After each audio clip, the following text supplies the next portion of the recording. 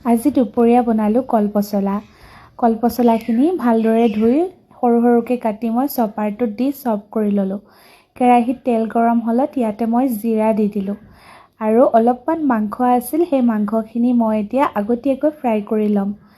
আৰু এতিয়া মই নিমখ আৰু হালধি দি দিছোঁ।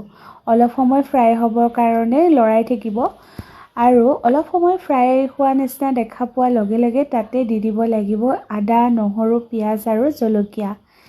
আদা, নহৰু, পিঁয়াজ, জলকীয়া দি দিয়াৰ লগে লগে খুব ধুনীয়া এটা গোন্ধ ওলায় আৰু ইয়াৰ কেঁচা গোন্ধটো যোৱাৰ পাছত প্ৰয়োজনীয় মছলা দিলেই হ'ব। মই ইয়াত চিকেন মছলা অলপ আৰু অলপ ৰেড চিলি দি দিছোঁ। এতিয়া ইয়াতে দি দিছোঁ মই পচলাখিনি আৰু এটা আলু। আচলতে পচলাটো থাইৰয়ডৰ কাৰণে খুব বেছিয়ে ভাল হয়, খাব লাগে, কিন্তু জুচ বনাই খালে বেছি লাভ হয়। আৰু এতিয়া ইয়াতে মই পানী দি দিলোঁ আৰু অলপ সময় উতলিবলৈ দিম। এয়া উতলাৰ পাছত মোৰ আজি পচলা চব্জি ৰেডি হয়।